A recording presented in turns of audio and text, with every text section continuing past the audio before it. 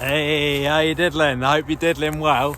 It is officially birch tapping season. So what I mean by this is the birch water is ready to tap and it's starting to flow freely through the trees as it brings life to the new buds starting to form and the new leaves as we enter spring. But it's such a short window on this this birch water that you need to get in there, and once it starts in your local area, because every area is slightly different, then you know, you've got about 2 weeks, maybe 3 weeks at a push until it's game over and the trees kind of shut up shop, and that's the end of that. So you want to harvest now if you're into it, and I've got this really simple method. Everyone's different, but this is how I personally like to do it.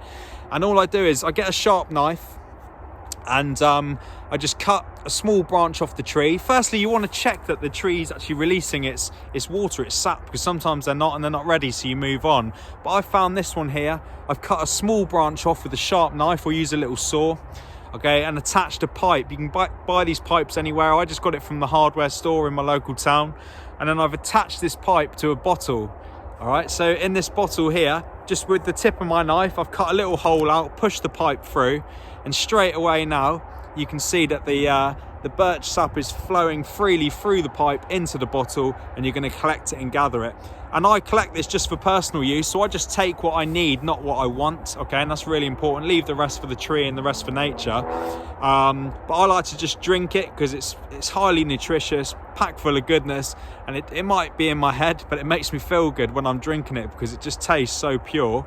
But you can also just leave it in a bottle like this and ferment it. So you got the natural sugars in there, the wild yeasts. Just let it do its thing, and eventually the wild yeast will feed on the sugar and it will start to fizz and ferment, and you've got this wonderful drink then, not only full of goodness but full of the probiotics as well for your good gut health. Another thing to do is collect 5 litres of it and then put that 5 litres in a pan and boil it down to make a nice syrup, which is like maple syrup, and it's got really nice caramel kind of flavors, and absolutely delicious. But this is it. All you need is a pipe, a sharp knife, and an old drinking bottle, and you can make this wonderful, or you can collect and harvest this incredible birch sap. Okay, so grab it while you can.